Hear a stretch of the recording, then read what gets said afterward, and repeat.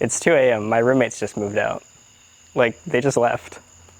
And I have 2 Teslas now. I bought the other Tesla. The past week has been the weirdest thing ever.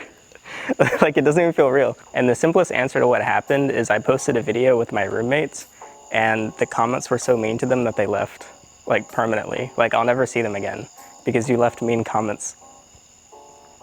So my last video was a solution that I had come up with to solve an issue I was having with my roommates. So they moved in, actually at separate times, but my first roommate moved in January 14th of this year. I flew to Montana, helped her move in, and then I gave her the rest of January, like, just don't pay rent, just settle in, start making money, and then pay me for February. Each month was later and later with rent. I think one month it was a week late, and then it was a couple weeks late, and then they just stopped paying rent. But the part that I need to reiterate is they weren't forced to move out because they weren't paying rent.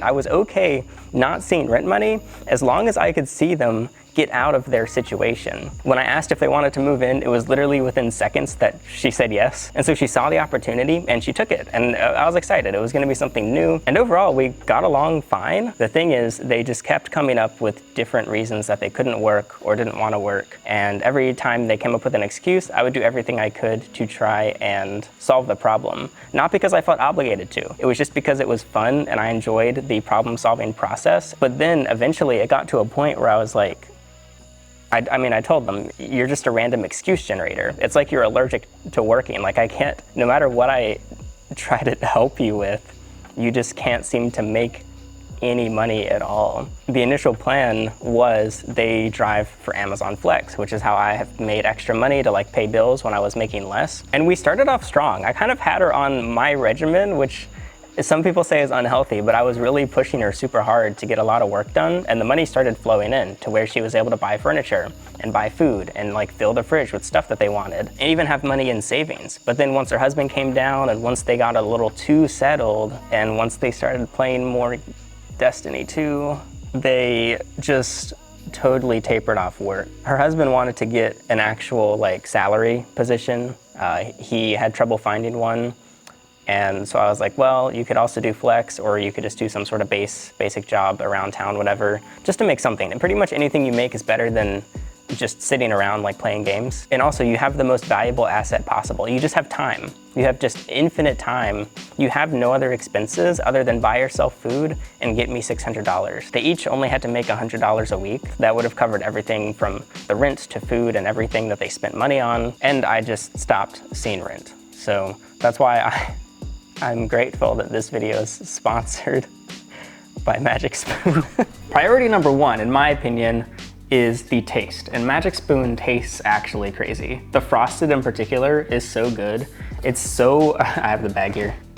Oh, it's so sweet and so fragrant. And the smell actually translates into the taste. That goes for every flavor I've tried, even though they're all 0 sugar. They have a really impressive lineup of options, and most of them are inspired by childhood classics like the cocoa and the fruity, but they've also got, like, cinnamon roll and birthday cake. And so while my first impression was just how good it tastes, it's actually got, like, crazy impressive macros for what it is. I mean, it's got 13 grams of protein in a serving of cereal. It's also so low carb that it's completely keto friendly. It's also gluten-free and grain-free. Plus, it's got no artificial ingredients, so there's no, like, red 40. It's all natural coloring in it. And Magic Spoon managed to pack all these perks into these little tiny circles without sacrificing any of that crunchy sweetness that I expect from a cereal. So if you want some big boy grown-up cereal without losing that just nice joy of eating cereal, I highly recommend you check out Magic Spoon. You can use code GOHERPING at the link in the description to get $5 off your next order. You can also just find it in your local grocery store. But if you order online, you get the 100% happiness guarantee. So if for some reason you do not like it, you get a full refund, no questions asked. But I'm telling you, the frosted. But they really did an impressive job at translating some really good cereal flavors into something that's somehow just a way better choice overall. Check out magicspoon.com/goherping, and you can use code GOHERPING for $5 off. Anyway, damn, Magic Spoon hella good. You should please buy some. Okay, so what's the final solution? Unfortunately, the amount of time that I spent trying to get them to work, it would have actually been cheaper for me to just do the work for them and then pay their rent on their behalf than the amount of time that I sat there in the living room trying to get them to go work. They just always had a new reason that they couldn't, that being that now it's summer and it's too hot and the car doesn't have air conditioning. I do night shifts. It's super cool at night. You don't need air conditioning. You knew before coming here that your car didn't have air conditioning, but she was like, well, that's not my sleep schedule. My sleep schedule lines up with my husband's sleep schedule, and he is not a night owl. And I was like, well, both of you can change your sleep schedule. The stuff he's doing, like Destiny 2 raids, can happen at night too. He can adjust. But she was like, well, I don't really like being up at night. So I was like, okay, you don't need to work that much. You could work for a week. Just be a night owl for 1 week, and then the 3 other weeks, you don't even have to work. You can just have a daytime schedule. One of her excuses for not working was, there's no Amazon shifts. And I was like, literally, yes, they are. You're not looking. And she's like, well, I can't do it. So I'd schedule these shifts on my phone, and then when she's in the room, I cancel the shift and she takes the shift on her phone. So I'm like, all right, cool. You don't have to worry about it. I'll keep getting you all the shifts you need. But then she started canceling the shifts on her phone. I got really pissed off one time, and I held it over her head for months because I got her this incredible shift. And I was like, why do you keep canceling these shifts? And it turns out she would oftentimes call her husband, who wasn't living here yet, and he would convince her to cancel the shift as a way to take care of herself, as they would say. And I was like, what do you mean take care of yourself? And he's like, well, she's overworking herself and you're pushing her too hard. So they started telling me that I was trying to force unhealthy habits on her by working too much, but I was like, you take care of yourself by making money.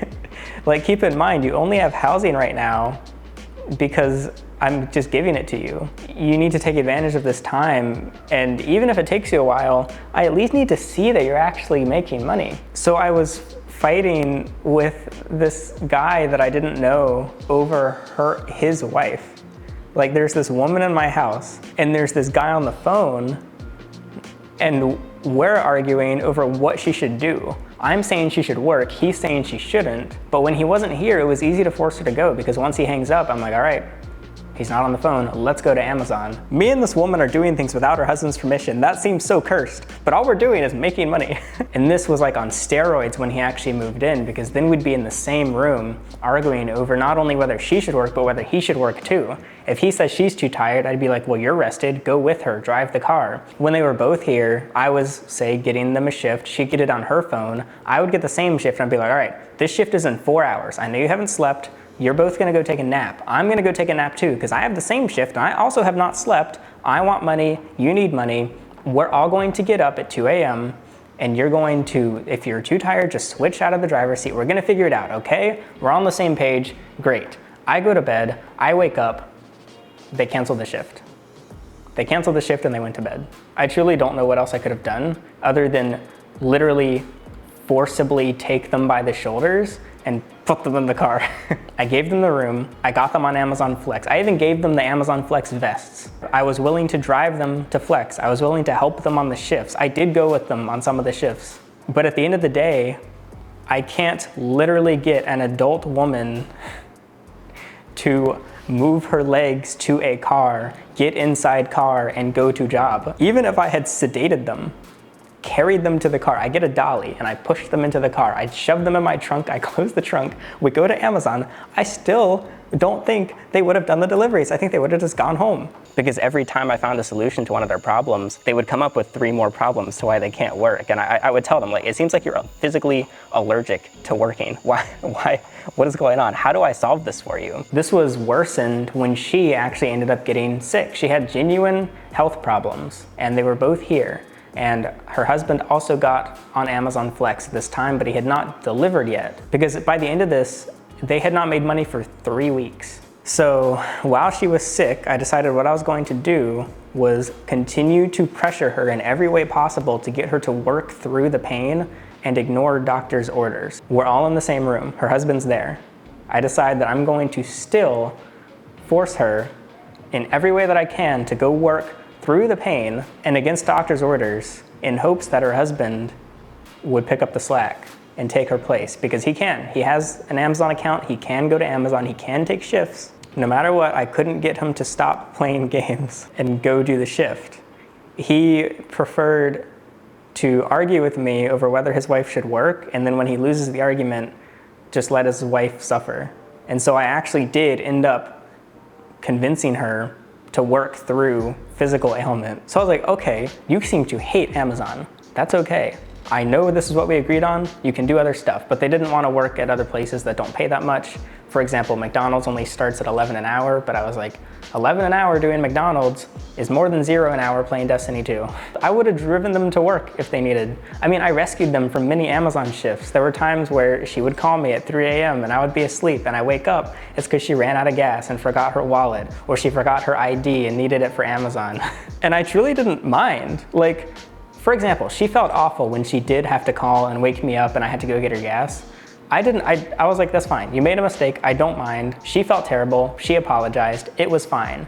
I didn't mind that they were making these mistakes. The only time I truly got frustrated was when they were being so unreasonable and they put me in the position of making me feel like I was subjecting her to physical harm by asking for rent, essentially. Because they were saying, well, if you make me work now, I'm gonna hurt myself against doctor's orders. I just want rent.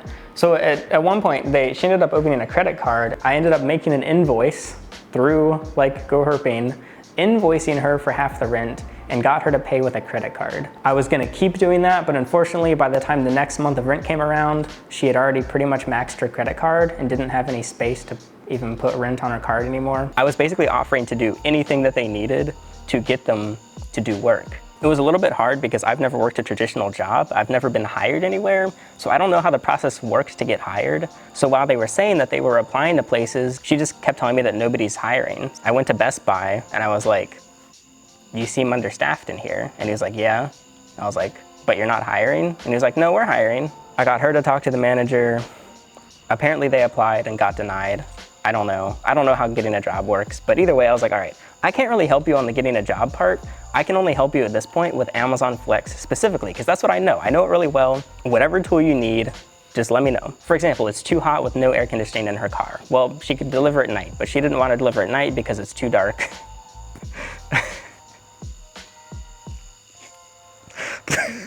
You know what, long story short, she just kept saying, I'll never be able to do Flex the way you can because you drive a Tesla for Flex. If I had the tools that you have, I would do even the worst base rate Amazon shifts every single day. And I was like, okay, Tesla. That's why I bought another Tesla, because I wanted to see if she would do it. Yes, Teslas are expensive. This, for everything, it's like $700 a month for this is a 6-year-old Tesla, but they knew that because I was going to make videos on it, and also I planned to rent it out on Turo, all I have to do is charge them. The number I gave them was 18 cents per mile, which is crazy cheap. You can rent Teslas through Uber, and it's $260 per week, I think. So for this, they'd literally be paying just a few dollars to do an Amazon shift. We got the Tesla got here. Instant excuses. Again, she started coming up with more excuses. Now, the reason I'm struggling trying to make this video is because I do want to respect their privacy and their personal life, but I do also want to share things that were said directly to me and that were specifically about working and things that they agreed to let me share. Part 2 of this video was supposed to be actually me buying the car. It was a whole process. Basically, you might be wondering, how did you buy the car? You got denied a loan. Well, it turns out when I've gotten loans in the past, I never needed collateral on the loans. Normally I just ask for money and they give me a good rate, but because my income's lower, I just had to get a car loan instead. So I went through a credit union, got the car loan, got the car, and I will say that they did do shifts in the Tesla. It still took a lot of work to get them to do it though, because she had a new excuse, and that being health reasons. She said for health, medical reasons, Amazon Flex is not the right job for her to do. And I was like, are these new health issues? And she was like, no, this is something I've always dealt with, and I just can't do Flex. I'm willing to push through it, but my husband doesn't want me to push through it. He's saying that I should cancel the shifts. He keeps getting me to cancel the shifts. The thing is, we were all in the car and it's all on video where she agreed to do a shift like she said, once we have this car home, I'm gonna do a base rate shift every single day. And that's all she had to do. She didn't even have to do it every single day. Buying the Tesla was kind of calling their bluff. I was like, there's no way they can come up with another excuse, right? But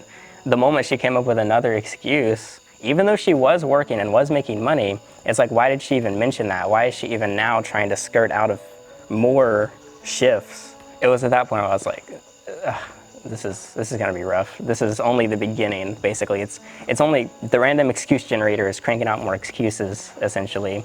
However, this is again, not why they moved out. Basically, I got this car, and then for 3 days, I worked on the video that you saw last time. I posted the video. It was not taken well. I knew it would be controversial. Like overall, I thought the video was really funny and entertaining and well made. I was really proud of the video. I didn't realize how many people wouldn't like it. It's actually, ratio-wise, the worst video I've ever posted because so many people hated it. Even then though, I was like, I mean, this is fine. I'm gonna continue the series. We're having fun.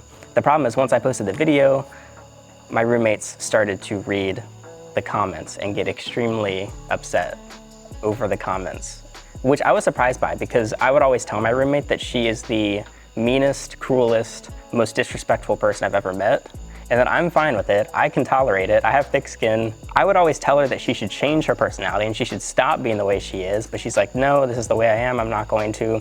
I'm like, all right, works for me. Because she has such an aggressively disrespectful personality, I did think that if a few mean comments were thrown her way, she wouldn't really mind. So when she was clearly frustrated over the comments, I told her she should just deal with it. I wasn't really sure what she wanted me to do, but she was just increasingly upset. And unfortunately, this built. So as all of you were watching the video and commenting, she was refreshing, as was I. We were both refreshing, reading every single comment in real time. So if you left a comment on that video, we both read it within seconds of it being posted.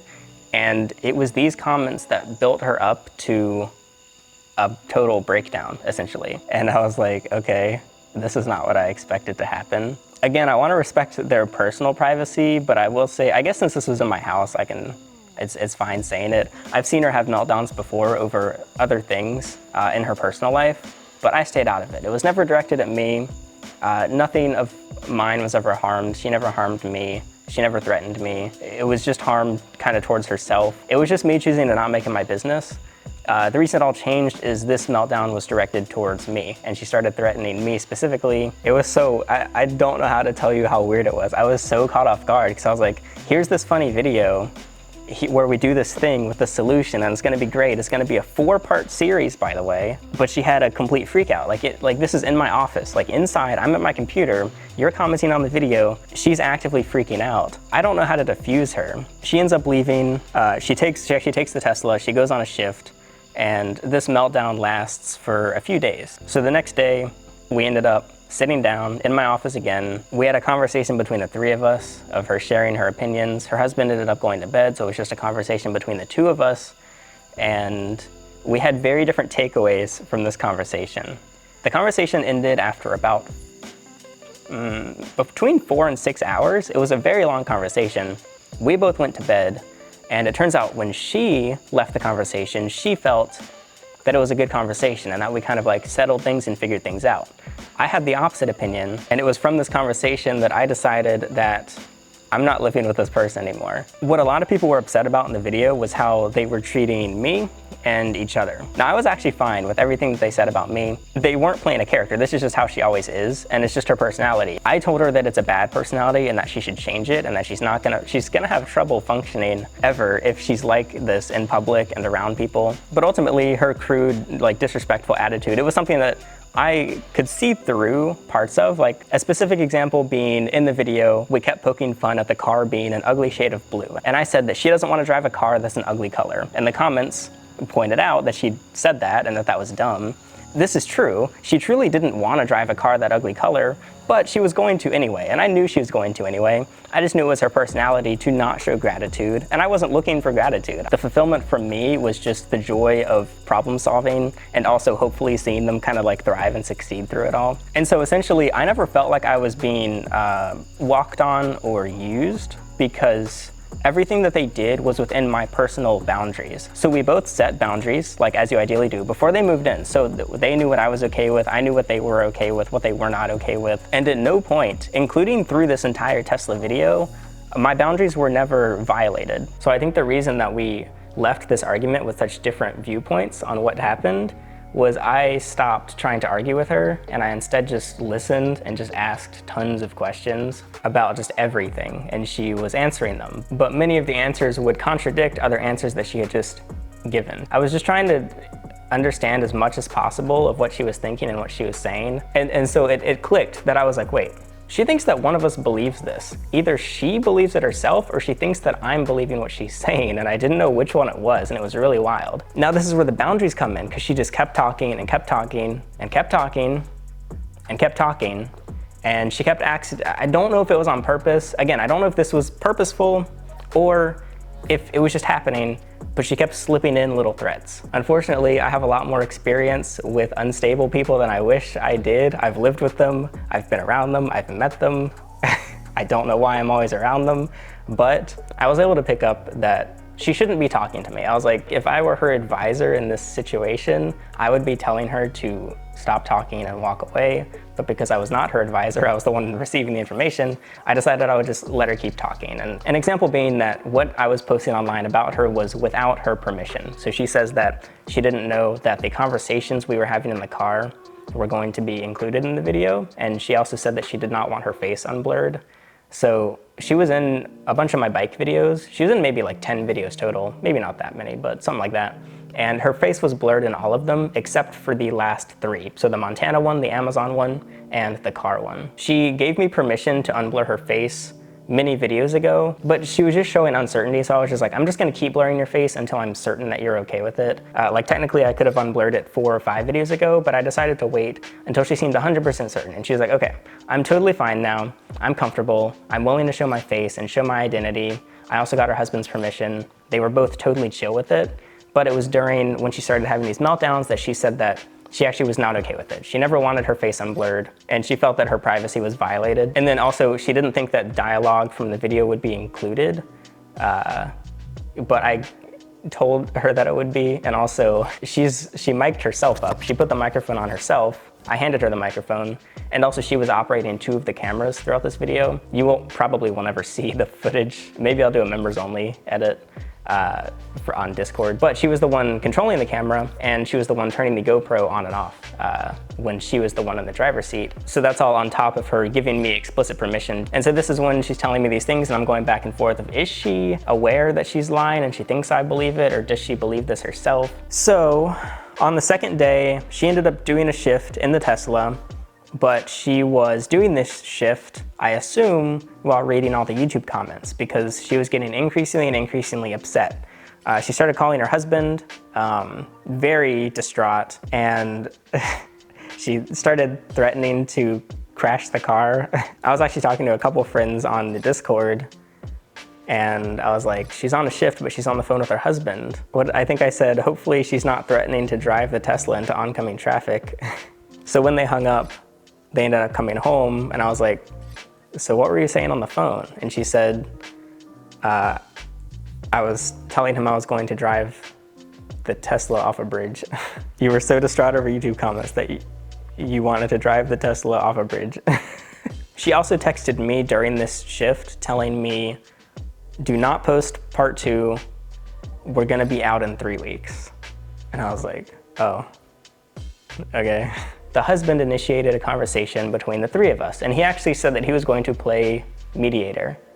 She sat on the couch, I sat in the office chair, not in the cuck chair, and we had another conversation. And this entire time, she just kept saying things that contradicted herself and saying things that weren't true. I just kept asking, do you think I'm believing this, or are you believing the things that you say? She did not like this question because she felt the options I was giving her, neither of them were fair. At first, she told me the things that she's saying are true, but then it was at this point that I had actually taken notes from the conversation the last night, so I could just start reading just down a list of just dozens of contradictions. So when I started reading these contradictions, she started agreeing with me, saying that I was right and that those are contradictions. And I was like, well, why did you make them? I meant for this video to be kind of short, but it's so long at this point that I figured I might as well make it just thorough. Because I've had so many conversations in the past where I felt like I was just being gaslit, I've since learned to memorize conversations I have, and then I immediately transcribe them,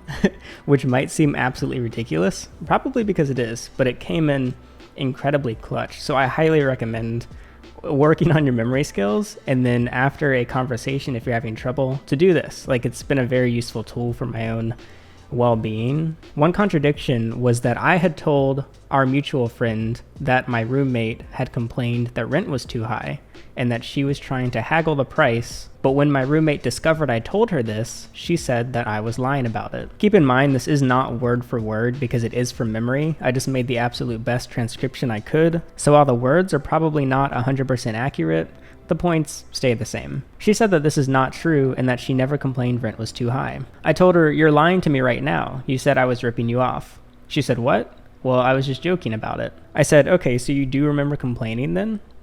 She said, "Well, yeah, but I wasn't being serious. I wouldn't have actually let you drop the price. It was just me joking around." I said, "How was it a joke? You literally agreed to pay me less. You said you'd appreciate it if I did lower it a little." I asked, "How much do you pay in rent?" She said, "I don't know, 600. I said, "How much did you used to pay?" 666. She said, "Did I? I don't remember." I said, "It was literally in the last video. I know you watched it because you complained about it. We pulled 3 Uno cards. They were all 6, so you pay 666. But now you pay 600 because you kept complaining that I was essentially scamming you and that it was too high. So I decided to drop it by $66 per month." She said, "Well, yeah, but it was because of things like the windows being leaky and the air conditioning isn't that hot." I said, "Okay, so you literally agree that you thought I was ripping you off and you got me to lower the price." She said, "Well, not ripping me off, but like most people would complain about the condition the house is in. It was mostly just friendly banter though." I said, "Okay, so you do remember that you used to pay more rent and that I dropped the price?" She said, "Yeah, I guess." I said, "So why did you just tell me that you didn't remember any of this? Were you lying before, or are you lying right now to try and fill in gaps in your story?" I then followed up with, "So what did you say our mutual friend was lying about?" She said, "Well, I said she was lying about me complaining about the rent price, but she also said that I was haggling. I don't think haggling is the right word." I said, "Okay, sure, haggling is not the right word, but you did say I ripped you off." She said, "Yes, but as a joke." I said, "Do you see how we just went in a huge circle and you're basically just agreeing with everything I'm saying now? Every time I state facts that I remember specifically, you just go along with it." She said, "Well, yeah, but it's because you're probably right." I said, "So would you just trust anything that I say at this point? I could make up anything about our old conversations and you just go along with it?" She said, "Well, you do seem to remember better than me." I said, "So why did you tell our mutual friend that I was lying about you?" She said, "It's because she said that I was haggling and complaining about rent." I said, "Okay, so now we're on the same page that you were."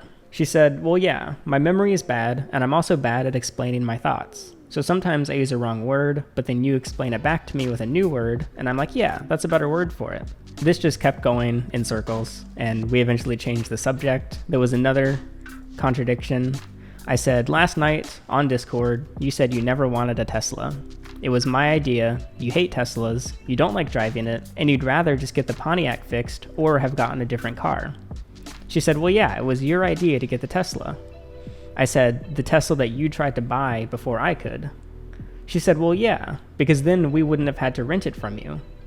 I said, "Well, why not just buy a different car if you didn't want the Tesla?" She said, "Well, if you had told us, hey, I want to buy you a car, what do you want?" I would have said something like an older Prius or a Civic or something. I said, "You specifically told me that I had it easy because I drive a Tesla. If you were to end up in an old Prius, you would have just said the same thing and not done any work." She said, "Well, yeah, the Tesla would have been good for it, but it wasn't my choice. Besides, you weren't buying it for us, you were buying it for Turo." I said, "It is literally on video that that is not true. I said on video that I'm only buying this Tesla if you rent it from me, and I'll do Turo secondary later this year. It's not a car for Turo, and you agreed." She said, "Okay, sure, but if you were going to do Turo, you wanted it to be a Tesla, so I was fine with that." I said, "So why did you ask me to not list it on Turo at all so many times, because apparently you wanted to buy it from me because it's the perfect car for you?" She said, "Well, that one would have been here already, and it would have worked, but any Tesla would have been fine." I said, "No, you said you wanted that exact Tesla, the specific blue one that we were in." She said, "Well, yeah, but if I was buying myself a Tesla, it wouldn't have to be that one. I probably would have bought one of the cheaper ones, like a front-wheel drive," she meant rear wheel, but with less range. At this point, I kind of almost had like a stroke. I said, "That is a complete lie. You told me specifically you would never drive a rear-wheel drive Tesla. You specifically want a long-range, all-wheel drive Tesla." She said, "Well, yeah, because that's what the blue one was." but I would have been okay with a different one. I said, this is literally not true. You told me multiple times that you specifically needed it to be a long-range all-wheel drive Tesla. The color and year didn't matter, but you told me many times that you'd only buy this exact trim, 2 motors, long range. She said, well, yeah, it was the best trim. It had the range we needed, and I didn't want rear-wheel drive. I said, and you told me that even if I didn't sell my dual-motor all-wheel drive to you, you would have specifically gone out to find another dual-motor long-range all-wheel drive to buy. She said, well, yeah. I said, so why did you just tell me if you did not want a Tesla, never wanted a Tesla, and would have rather just had an old Toyota? At this point, her husband finally cuts in and says, okay, the whole Tesla thing doesn't matter anymore. It's not relevant. I say, yes, it is. This is exactly why I can't get through to her. You're watching her change facts in real time in front of us while we have video proof that she's lying about it. She said, well, I'm not lying on purpose. I'm just bad at explaining. I said, it doesn't matter if it's on purpose. How am I supposed to possibly work through a single issue with you when this is how the conversation goes? She said, I don't know. I asked her husband, you know her better than me. You see what she's doing. How do I deal with this? He didn't give me an answer, and I said that this is not a rhetorical question. He said, I don't know. I just don't know. I said, I'm genuinely asking. I was very frustrated at this point. I'm genuinely asking. I cannot talk to her like this. She just keeps agreeing with me and changing everything she's saying. The husband said, look, the Tesla thing is behind us. And I repeat again, this is not about the Tesla. This is about me specifically calling out that she went from, quote, I never wanted a Tesla, to, quote, I would have bought a rear-wheel drive Tesla, to, quote, well, yes, I actually did only want an all-wheel drive Tesla. What am I supposed to do in this conversation? So she told me that she has trouble explaining what she means. She has trouble getting her thoughts into words, and that she oftentimes mixes things up. She also said that she just didn't remember everything, but she thought that that's what happened. What was frustrating to me is I prefer in conversation, if you don't know something, to just say you don't remember instead of trying to fill in the gaps with information that seems right. So this second conversation lasted a few hours, and we just kept going in circles. I kept explaining different contradictions, and it was a very complicated and rough conversation to have because it wasn't 2v1. I will say her husband was being very fair, and he was actually good at being a mediator between his landlord and his wife. I appreciated it, and I thanked him for that. However, I couldn't get him quite on board with the contradictions that I was saying. She went from contradicting herself constantly to agreeing with everything I was saying. And I was like, so I'm bringing up these rebuttals and arguments, and she's like, yeah, that sounds right. Yeah, you're probably right. And I'm like, wait, now you're just agreeing with every single thing I say. Do you actually agree, or are you just trying to get through this conversation? And she's like, no, you're probably right. And it turns out we were not on the same page. She just was being agreeable because she didn't want to argue anymore. After these meltdowns, I was talking to the husband one-on-one about them, and my takeaway was this is not new for her. One thing that they should not have told me, that she told me, so I was like, you're having this clearly awful meltdown, and she told me, this isn't even close to a bad meltdown. I could be so much worse than this. And I was like, why did you tell me that? You never should have told me that. It was at this point that I realized, okay, she thinks that she can treat me the way she's been treating her husband, because even when she went away, he was like, look, you just have to learn how to deal with it. I know it's hard, I know it's complicated. She doesn't always mean what she says. When she said she was gonna drive the Tesla off the bridge, she wasn't actually going to. And my response was, I don't have to do anything. I have absolutely zero obligation to put up with this. And so I asked him, please name one thing that I gain from dealing with her mental breakdown antics. The only thing I was getting out of her wasn't even money. It was just self-fulfillment from the fun of helping them. But it wasn't fun anymore because now she was threatening me with acts of violence on herself and acts of destruction on my property. So what I realized in this moment is, yeah, she's so used to him putting up with her that I guess she thought I'd put up with her too. I put up with her breakdowns that weren't directed at me. I don't think I was obligated to, but I was like, well, she's having a meltdown in the other room, the door's closed, she's punching a tree in the backyard. It's not directed at, yes, it's my tree, but the tree's okay, it doesn't mind being punched.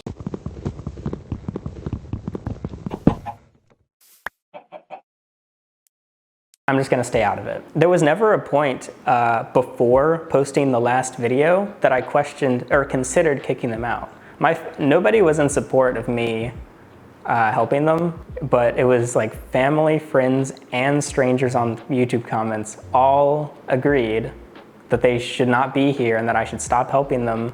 But even still then, I disagreed and I was fine with it. It was not until she had a meltdown directed towards me that it instantly flipped. And so basically once the switch flipped, I knew I'm getting them out as soon as possible. It was within seconds that I went from they're fine here to they're getting out as soon as possible. And so that's when they were just scrambling anything. And they were just saying, they were just like word vomiting way too much. They should have just stopped talking and collected their thoughts, but they just shared way too much information. Like, this is not a bad meltdown. You haven't seen a bad meltdown. You just got to deal with it. It was at this point that I told him that the conversation that me and her had on one-on-one was terrible. And he was like, what? I thought it was good. She told me that the conversation went well. I was like, no. She said things that completely crossed my boundaries. You can't live here anymore. It was hard to say.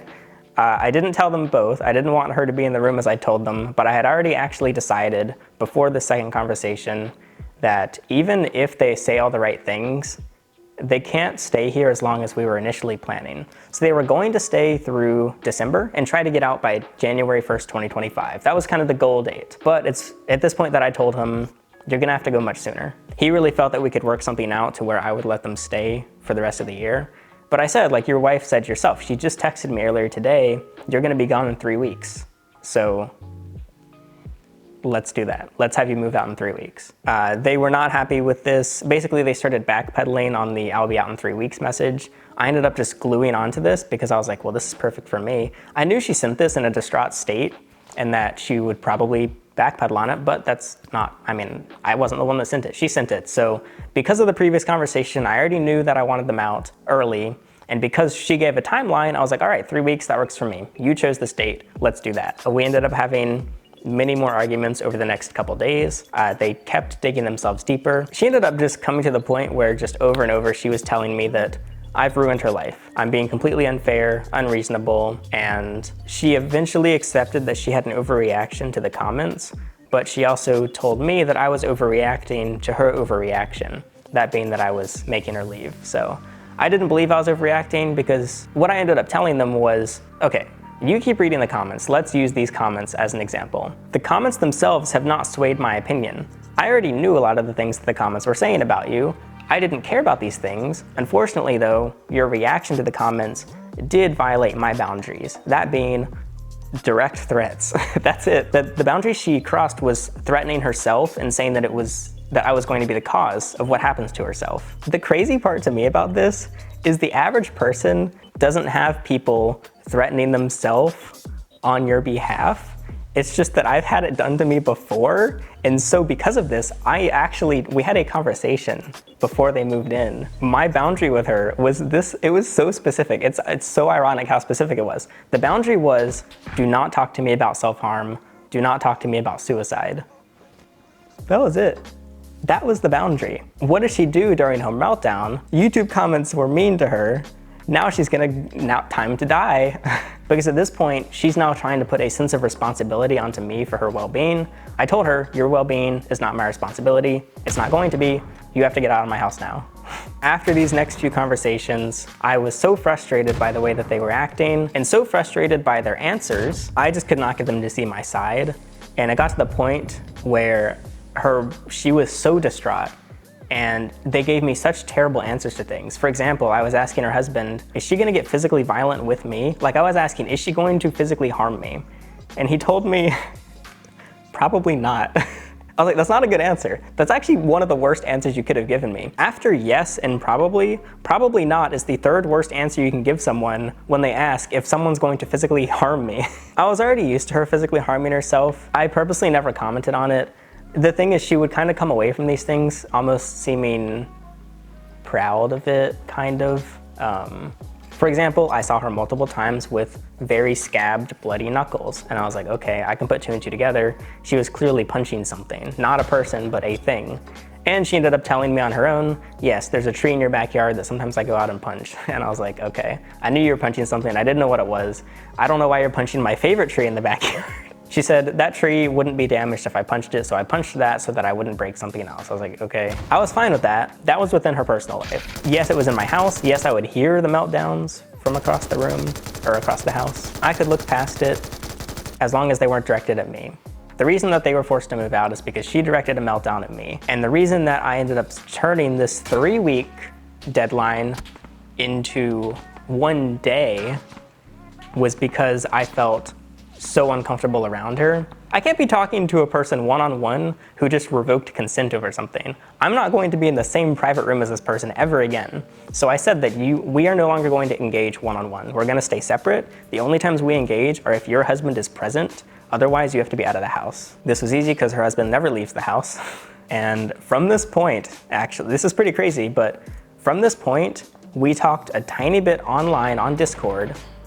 And after that, we never interacted again, which is what I requested. So I'm very grateful that they fulfilled that. I talked to her husband numerous times since. He was the messenger, I was the one, I was texting him, we were talking in person. We continued to argue, for example, over money. They do still owe me a lot of money, but I decided that I would rather them get out sooner and spend the money that they did earn getting out, and then I'll just make the money myself. I would prefer that over them being here longer and then I get some money. So for example, they had about $1,100 finally earned up to give me, which would cover almost the 2 months of rent. Unfortunately, there were a few thousand other dollars for other things, but it's a start, 1,100 is a start. I told them, use the 1,100 to go get a U-Haul and leave. I would like to see as much money as I can in the future, but ultimately, I'd rather take the massive L and just not get any money and have you out of the house. The other big reason that I forced them out so soon was because she would just not stop lying about the situation while she was in my house. And this is where it's kind of weird because yes, she was spending all this time, like hours, trying to make me look bad. This is my texting hand gesture. She was like texting people, all of our mutual friends, how awful I'm being to her. But I was like, why are you, like, you're trying to beg me to stay here longer as you're actively like flaming me on the internet? Like, this is so weird. It was such a bizarre merge of internet and IRL because I've had lots of internet experiences with crazy, wacky people. I've had a few IRL experiences, but it was this weird blend where it was like, I'm in my office over there, they're in their bedroom over there, I'm on Discord, she's on Discord, we're like bickering on Discord, but we're in the same house, and then we bicker in person, and then we separate and bicker on Discord. It was such a weird dynamic. I've never had that before. But she was spending all this time, like, yeah, trying to convince people. She then stops talking to people on Discord, leaves the server. Okay, normally that's the end of it on an online interaction. But we're still in the same house, and she still has all of her stuff here, and she's asking to stay here until November now. So I said they have 3 weeks to get out. They said, let's do the original 6 months. I ended up switching that down to 1 day to get out. Like, I want you out tonight. They were asking for 5 months. And I was like, no, I'm not doing 5 months. I want you out literally now. Like, I want you out yesterday. Why am I gonna give you 5 months? And so we negotiated up to 7 days. They were able to get me to tack on 6 extra days. They ended up leaving around day 5, I think. So very quickly. And they did a good job cleaning up and everything. But, I don't know, wacky, man. Keep in mind, part 2 of this video was supposed to be, woohoo, we actually did buy the Tesla. Now they're gonna get to work. Part 3 was gonna be working on the Tesla, doing some repairs, customizing it. If you ever wondered, I wonder if anyone ever reads my comments. Not only did your comment get read, your comment is the reason people moved out of my house and back to Montana. They left because of you. I'm not blaming you. Actually, shout out to you guys. I think this was a ticking time bomb. I knew that she'd have meltdowns, and I knew that once she had a meltdown directed towards me, it would be over. It would be so over. So over for herp cells in the herp house. It happened over the most unexpected thing ever, which is mean comments. My roommates are gone, and I was gonna say I lost $600 a month in rent money, but I didn't see it anyway, so it's not really any different. I now have 2 Teslas. What the hell? What am I gonna do with 2 Teslas? I could just sell it. I could rent it out on Turo. I think I'm gonna do Turo. I do have many more things that have happened. I got the house to myself now. I'm tired, man. What a wacky week. This all went down on Discord. I'm telling you, discord.gg/goherping, best $2 you will ever spend of your entire life. Incredibly interesting. This all happened live on Discord. People saw me and her fighting on Discord in the server. You missed it. You could have been there for just 2 measly dollars. My roommates moved out and it's because of you. So Oh, I have notes of things that she wanted me to tell you. These are real, by the way. So I offered them to have more screen time. I was like, you know what, we can do a sit-down podcast. Let's go to the living room and let's just talk it out. They weren't willing to be on camera again, which I understand, but she was like, I wish you would just clear some things up. So this is what she wants me to clear up. The first being that she is incredibly racist. I was like, you want me to tell everyone that you're incredibly racist? And she was like, yes, I want everyone to know that I hate all races that are not white people. And I was like, why do you want me? And I was like, why do you want me to tell everyone that you're incredibly racist? Her reason is because she wants people to hate her for things that are true, not for things that are not true. She says she says the things in the comments about her are not true, but what is true is that she's racist and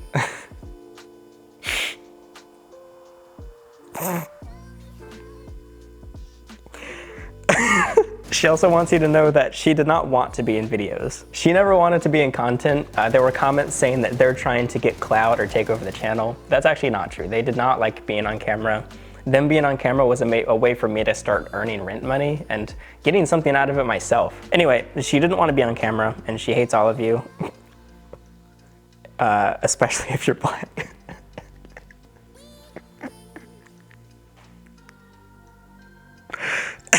I asked her at least 10 times, are you sure you want me to tell everyone that you're racist?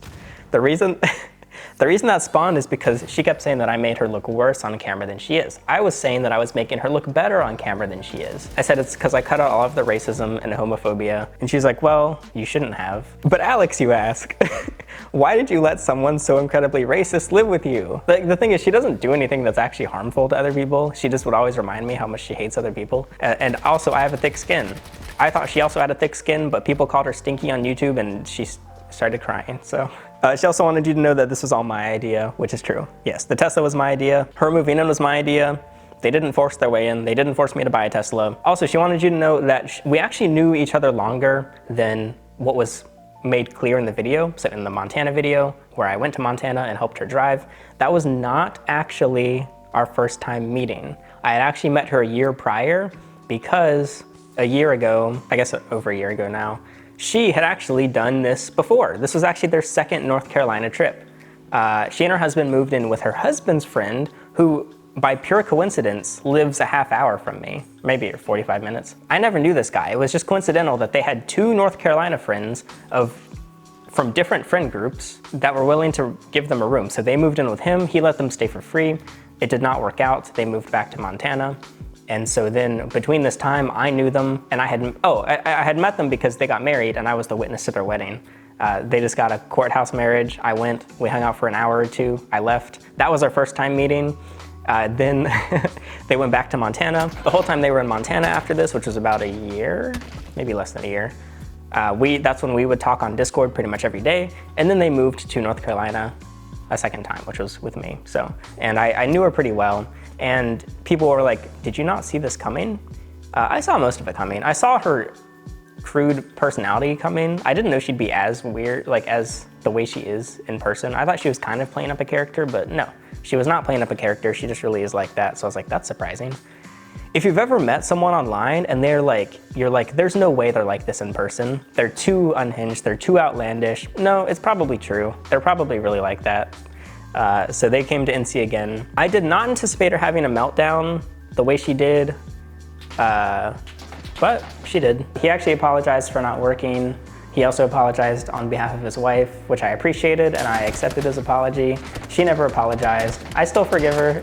I don't hate her. I had resentment for maybe a day. I did think that she had a thicker skin than she does, based on the things she says. She was throwing stones from a glass house, I guess. I've never felt like I've exhausted every possibility.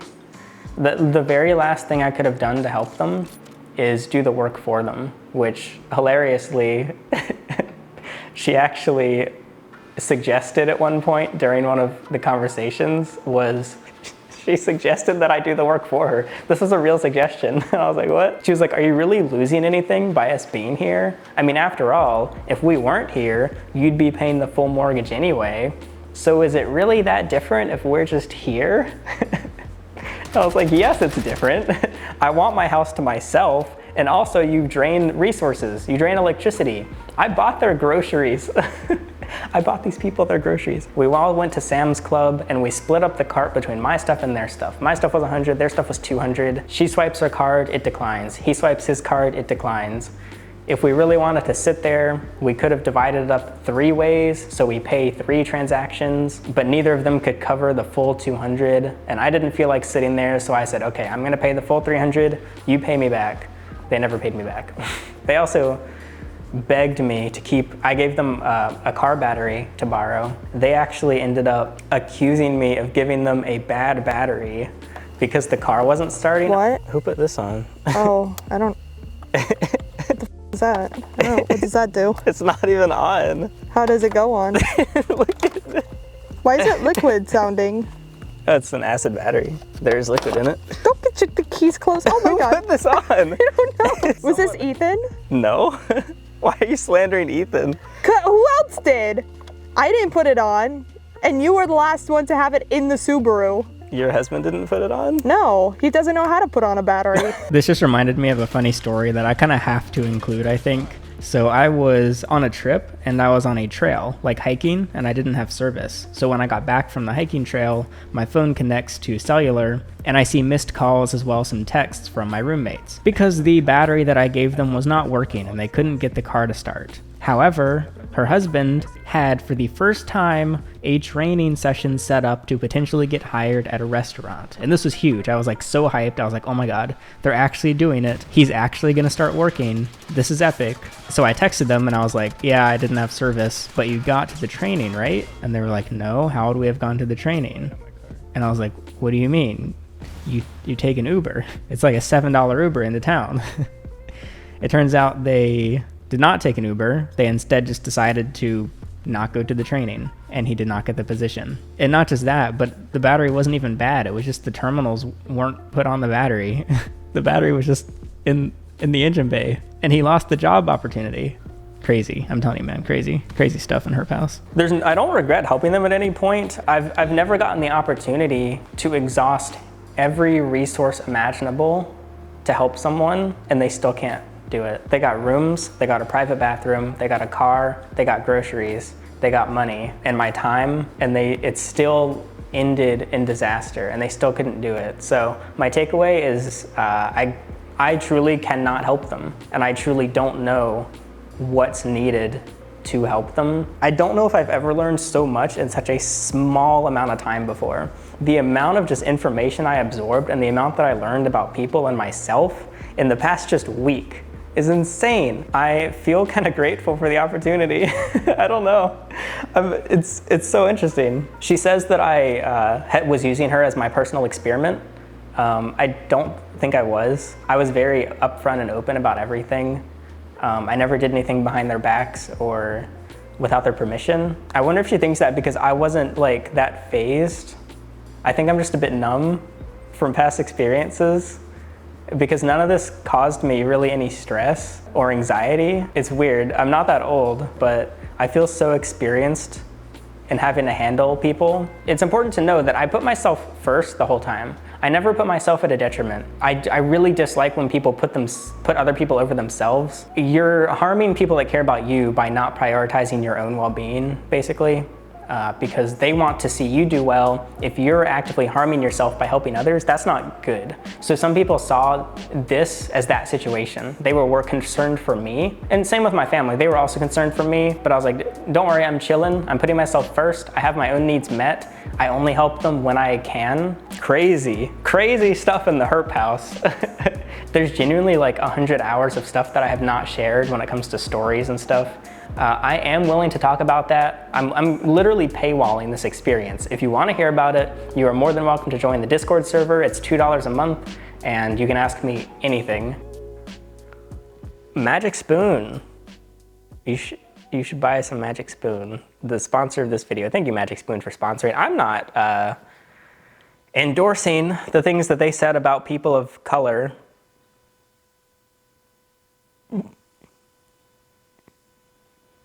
Okay, well, that was interesting. No more roommates. I'll never see them again, I guess. So neither will you. Congratulations. That'll be it. I'm Alex. Thanks for watching. You kicked my roommates out. What the heck? What the heck, guys? That was kind of rude. Now I don't get any money. What the flip? Bye.